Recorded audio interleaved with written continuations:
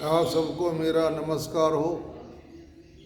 पिछली बार मैंने आपको मन के बारे में बताया था कि मन को अभ्यास करते करते मन को वश में कर लें तो सब कुछ ठीक हो जाता है। और मन के बाद फिर अर्जुन भगवान से कहते हैं कि हे श्री कृष्ण, जो योग में श्रद्धा रखने वाला है, यानी अभी भगवान योग के बारे में बता रहे हैं, इस कारण जिसका मन अंतकाल में योग से विचलित नहीं हो गया, यानी मन डगमगाता नहीं हो, ऐसा साधक योग को सिद्धि को अर्थात भगवत साक्षात्कार को न प्राप्त होकर किस गति को प्राप्त होता है। तो हे महाबाहो, वह भगवत प्राप्ति के मार्ग में मोहित और आशा रहित पुरुष छिन्न भिन्न बादल की भांति दोनों ओर से भ्रष्ट होकर नष्ट तो नहीं हो जाता। हे श्री कृष्ण, मेरे इस संशय को संपूर्णता रूप से छेदन करने के लिए आप ही योग्य हैं, क्योंकि आपके सिवा दूसरा मेरे इस संशय को कोई नहीं बता सकता। तो भगवान बोले, हे पार्थ, उस पुरुष का न तो इस लोक में नाश होता है और न परलोक में ही, क्योंकि आत्मोद्धार के लिए अर्थात भगवत प्राप्ति के लिए कर्म करने वाला कोई भी मनुष्य दुर्गति को प्राप्त नहीं होता है। योग भ्रष्ट पुरुष पुण्यवानों के लोकों में अर्थात स्वर्ग आदि उत्तम लोकों को प्राप्त होकर उनमें बहुत वर्षों तक निवास करके फिर शुद्ध आचरण वाले श्रीमान पुरुषों के घर में जन्म लेता है। श्रीमान कहते हैं धनाढ्य लोग, पैसे वाले लोग, क्योंकि जब इंसान कोई भी बच्चा पैसे वालों के घर में जन्म लेता है, उसे वहाँ किसी प्रकार की कमी नहीं मिलती, उसको सारी सुख सुविधा मिलती है और वह कुछ भी कर सकता है। वैराग्यवान पुरुष उन लोगों में न जाकर ज्ञानवान योगियों के ही कुल में जन्म लेता है, जो बहुत प्रेमी होते हैं, पैसे वाले लोग होते हैं। जो योग भ्रष्ट किसी वजह से हो जाता है तो वह एक भक्ति वाले पुरुष के घर में जन्म लेता है। जैसे हमारे से जड़ भरत हुए थे, उनका हिरण के वजह से उनका रास्ता कुछ पलट गया, लेकिन उनका जो योग था, जो कर्म थे, वो नहीं बदले। उन्होंने बाद में फिर एक ब्राह्मण के घर में जन्म लिया और जहाँ पर थे वहीं पर वो आ गए। यानी इनका रास्ता जो भी पथभ्रष्ट हो जाता है, वह उसके बाद एक अच्छे घर में जन्म लेता है, फिर उसका सारा काम वहीं से शुरू हो जाता है जहाँ तक वो छोड़ के आया था। जो संसार में निसंदेह अत्यंत दुर्लभ है, वहाँ उससे पहले शरीर में संग्रह किए हुए बुद्धि संयोग अर्थात समबुद्धि रूप योग के संस्कारों को अनायास ही प्राप्त हो जाता है। और हे कुरु नंदन, उसके प्रभाव से वह फिर परमात्मा की प्राप्ति रूप सिद्धि के लिए पहले से भी बढ़कर प्रयत्न करता है। जो भगवान कहते हैं कि मेरा भक्त कभी नष्ट नहीं होता। जैसे मान लो कोई बच्चा ने बीए पास कर लिया है, उसके बाद वो शरीर त्याग कर देता है, अगले जन्म में वह बीए के बाद ही पढ़ाई शुरू करेगा। क्योंकि ऐसे हमने बहुत से देखा है कि कोई बच्चा जन्म से ही साधु बन जाता है और कोई कई साल बाद साधु बनता है। यानी कहने का मतलब यह है कि जो जीव जिस कार्य को छोड़कर आता है, अगले जन्म में उसका वही कार्य उससे आगे चलता है, यानी मेरे भक्त का कभी नाश नहीं होता है। वह श्रीमान के घर में जन्म लेने वाला योग भ्रष्ट पराधीन हुआ भी उस पहले के अभ्यास से ही निसंदेह भगवान की ओर आकर्षित किया जाता है तथा समबुद्धि रूप योग का जिज्ञासु भी वेद में कहे हुए सकाम कर्मों के फल को उल्लंघन कर जाता है। प्रयत्नपूर्वक अभ्यास करने वाला योगी तो पिछले अनेक जन्मों के संस्कार बल से इसी जन्म में सिद्ध होकर संपूर्ण पापों से रहित हो फिर तत्काल ही परम गति को प्राप्त हो जाता है। योगी तपस्वियों में श्रेष्ठ है, शास्त्र ज्ञानियों से भी श्रेष्ठ है और माना गया है कि सकाम कर्म करने वालों में भी योगी श्रेष्ठ है। इससे हे अर्जुन, तू योगी हो। संपूर्ण योगियों में भी जो श्रद्धावान योगी मुझ में लगे हुए अंतरात्मा मुझको निरंतर भजता है, वह योगी मुझे परम श्रेष्ठ मान्य है। भगवान बोले, हे पार्थ, अनन्य प्रेम से मुझ में आसक्त चित्त तथा अनन्य भाव से मेरे परायण होकर योग में लगा हुआ तू जिस प्रकार से संपूर्ण विभूति बल ऐश्वर्य आदि गुणों से युक्त सबके आत्मरूप मुझको संशय रहित जानेगा, उसको सुन।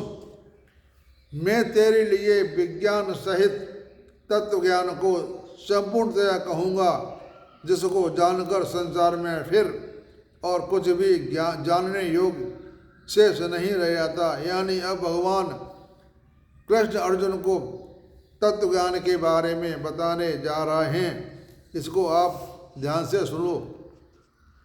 हजारों मनुष्यों में कोई एक प्राप्ति के लिए यत्न करता है, हजारों में एक, और उन यत्न करने वाले योगियों में कोई एक मेरे परायण होकर मुझको तत्व से अर्थात यथार्थ रूप से जानता है। पृथ्वी, जल, अग्नि, वायु, आकाश, मन, बुद्धि और अहंकार, इस प्रकार ये 8 प्रकार से विभाजित मेरी प्रकृति है। इसको भगवान ने प्रकृति कहा है। पृथ्वी, जल, अग्नि, वायु, आकाश मान 5 महातत्व, मन और बुद्धि और अहंकार, टोटल 8 हो गए। इसको भगवान ने कहा है प्रकृति, अर्थात मेरी जड़ प्रकृति है। और हे महाभाव, इससे दूसरों को जिससे यह संपूर्ण जगत धारण किए जाता है, मेरी जीव रूप परा अर्थात चेतन प्रकृति जान। परा कहते हैं चेतन प्रकृति, यानी भगवान। एक जड़ एक चेतन। जड़ हुआ हमारा शरीर और चेतन हुआ प्रभु, जो हमारे यहाँ पर वास करता है, यहाँ पर वास करता है। हे अर्जुन, ऐसा समझ कि संपूर्ण भूत इन दोनों प्रकृतियों से उत्पन्न होने वाले हैं और मैं संपूर्ण जगत का प्रभाव तथा प्रलय हूँ, अर्थात संपूर्ण जगत का मूल कारण है। हमारे दिल के पास जो दुख दुखी होती है, वहाँ पर ब्रह्म का वास होता है। कमल जैसा फूल होता है, उसमें एक अंगुष्ठ मात्र भगवान की, इतना बड़ा अंगुष्ठ मात्र होता है, वो हमारे दुख दुखी के अंदर बैठा होता है। उसे कहते हैं ब्रह्म, और जीव हमारे हृदय में रहता है। हे अर्जुन, मुझसे फिर भिन्न दूसरा कोई भी परम कारण नहीं। यह संपूर्ण जगत सूत्र में सूत्र के मणियों के सदृश मुझ में गुथा हुआ है। मैं जल में रस हूँ, चंद्रमा और सूर्य में प्रकाश हूँ, संपूर्ण वेदों में ओमकार हूँ, आकाश में शब्द और पुरुषों में पुरुष तत्व, ओम का शब्द आकाश से निकलता है। जैसे एक बिजली जब कड़कती है, बड़ी जोर की आवाज़ आती है, वो आकाश से निकलती है और आकाश में ही लुप्त हो जाती है।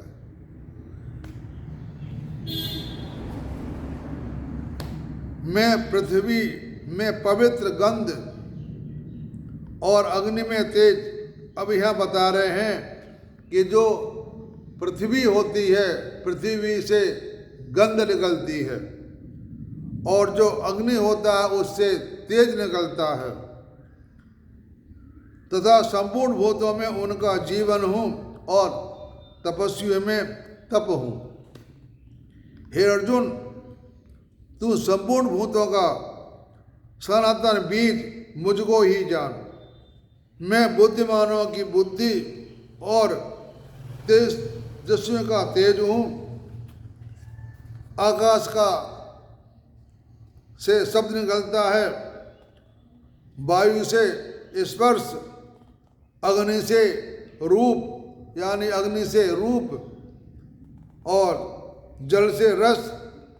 इस प्रकार प्रसंग में इनको कारण रूप तन मात्राओं का ग्रहण है। इस बात को स्पष्ट करने के लिए उनके साथ पवित्र शब्द जोड़ा गया है।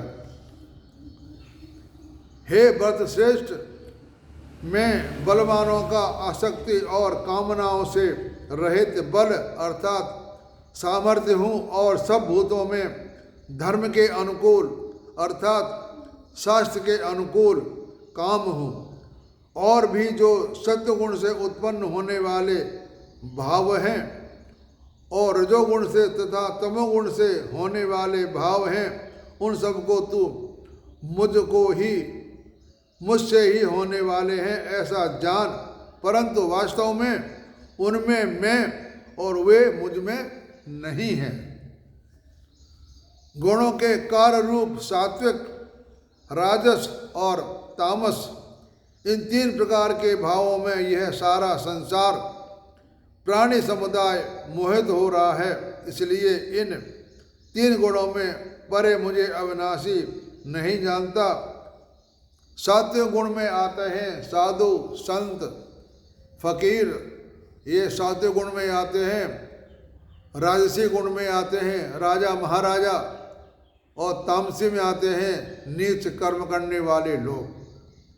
सात्विकी, राजसी और तामसी।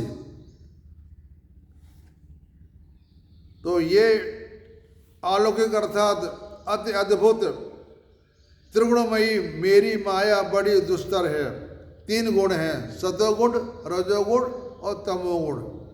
परंतु जो पुरुष केवल मुझको ही निरंतर भजते हैं, वे इस माया को उल्लंघन कर जाते हैं अर्थात संसार से तर जाते हैं। माया के द्वार जिनका ज्ञान हरा जा चुका है, ऐसे आसुर स्वभाव को धारण किए हुए मनुष्यों के नीच दुष्ट कर्म करने वाले मूढ़ लोग मुझको नहीं बचते हैं। हे व्रतवंशियों में श्रेष्ठ अर्जुन, उत्तम कर्म करने वाले अर्थार्थी, आर्त, जिज्ञासु और ज्ञानी, ऐसे चार प्रकार के भक्तजन मुझको भजते हैं। पहला जो आर्त हुआ, आरती कहते हैं सांसारिक पदार्थों के लिए भजने वाला, उसे कहते हैं आर्त, अथार्थी। और संकट, जो अपने संकट के बारे में कहते हैं कि भगवान मेरे संकट को हर ले, वो हुए आर्त भक्त। और जिज्ञासु वे हुए जो मुझे जानने के लिए ये मन में इच्छा करे कि भगवान कैसे हैं, उन्हें कहते हैं जिज्ञासु। और ज्ञानी वे होते हैं वो सब कुछ जानते हैं, उन्हें कहते हैं ज्ञानी। तो ये हम भक्त, मेरे भक्त चार प्रकार के होते हैं। एक तो सांसारिक सुख, पैसा चाहिए उनको, और नंबर 2 पर चाहिए भगवान मेरे कष्ट को दूर करे। तीसरे ऐसे भक्त होते हैं जो कहते हैं भगवान कैसे होते हैं उनके बारे में जानने के लिए, और ज्ञानी की तो बात ही सर्वोपरि है। ज्ञानी तो ज्ञानी ही है। प्रेम भक्ति वाला ज्ञानी भक्त अति उत्तम है, क्योंकि मुझको तत्व से जानने वाले ज्ञानी को मैं अत्यंत प्रिय हूँ और वह ज्ञानी मुझे अत्यंत प्रिय है। ज्ञानी जो संत होते हैं वो सबको जानते हैं, वे सभी उदार हैं, परंतु ज्ञानी तो साक्षात मेरा स्वरूप ही है, ऐसा मेरा मत है। क्योंकि यह मदगत मन बुद्धि वाला ज्ञानी भक्त अति उत्तम गति स्वरूप मुझ में ही इस प्रकार स्थित है। बहुत जन्मों के अंत में जन्म में तत्व ज्ञान को प्राप्त पुरुष उस कुछ वासुदेव को ही इस प्रकार मुझको भजता है, वो महात्मा अत्यंत दुर्लभ है। उन भोगों की कामना द्वारा जिनका ज्ञान हरा जा चुका है, वे लोग अपने स्वभाव को प्रेरित होकर उस नियम को धारण करके अन्य देवताओं को भजते हैं अर्थात पूजते हैं। जो सकाम भक्त, सकाम कहते हैं शरीर स्वरूप, जिस देवता के स्वरूप को श्रद्धा से पूजना चाहता है, उस भक्त की श्रद्धा को मैं उसी देवता के लिए उत्सुक करता हूँ। वह पुरुष उन श्रद्धा से युक्त होकर उस देवता का पूजन करता है और उस देवता से मेरे द्वारा ही विधान किए हुए उन इच्छित भोगों को निसंदेह प्राप्त करता है। परंतु उन अल्प बुद्धि वालों का वह फल नाशवान है तथा वे देवताओं को पूजने वाले देवताओं को प्राप्त होते हैं और मेरे भक्त चाहे जैसे ही भजें अंत में मुझको ही प्राप्त होते हैं। कहने का तात्पर्य यह है, कोई जैसे भूत पिशाच के सिद्धि करता है तो वहाँ पर भगवान ही आकर के उसको सांत्वना, उसका फल देते हैं। और कोई हनुमान जी को भजता है तो वहाँ हनुमान जी आकर के उनको दर्शन देते हैं। कोई दुर्गा जी को भजता है तो वहाँ दुर्गा माता आकर के उनको अपना दर्शन देते हैं। यानी कहने का मतलब यह है, जो जिस भाव से जिस रूप में मुझे भजता है वहाँ आकर के सबका काम मैं ही उस रूप में आकर के करता हूँ। तो अपने योग माया से छिपा हुआ मैं सबके प्रत्यक्ष नहीं होता, इसलिए ये अज्ञानी जन समुदाय मुझ जन्म रहित अविनाशी परमेश्वर को नहीं जानता, अर्थात मुझको जन्मने मरने वाला समझता है। हे अर्जुन, पूर्व में व्यतीत हुए और वर्तमान में स्थित हुए तथा आगे होने वाले सब भूतों को मैं जानता हूँ, परंतु मुझको कोई भी श्रद्धा भक्ति रहित पुरुष नहीं जानता। जिसमें भक्ति नहीं है वह मुझको नहीं जानता कि मैं कौन हूँ, कैसा हूँ। हे अर्जुन, संसार में इच्छा और देश से उत्पन्न सुख दुख आदि द्वंद्व रूप मोह से संपूर्ण प्राणी अत्यंत अज्ञाता को प्राप्त हो रहे हैं, परंतु निष्काम भाव से श्रेष्ठ कर्मों का आचरण करने वाले जिन पुरुषों का पाप नष्ट हो गया है और वे राग देश जनित द्वंद्व रूप मोह से मुक्त दृढ़ निश्चयी भक्त मुझको सब प्रकार से भजते हैं। जो मेरे शरण होकर जरा और मरण से छूटने के लिए यत्न करते हैं, वे पुरुष उस ब्रह्म को, संपूर्ण अध्यात्म को, संपूर्ण कर्मों को जानते हैं। जो पुरुष अधिभूत और अधिदेव के सहित तथा यदि अधियज्ञ के सहित सबका आत्मा रूप मुझ अंधकार में भी जानते हैं, वे युक्त चित्त वाले पुरुष मुझे जानते हैं, अर्थात मुझको ही प्राप्त हो जाते हैं। हरि ओम तत्सत। आप सबको मेरा नमस्कार।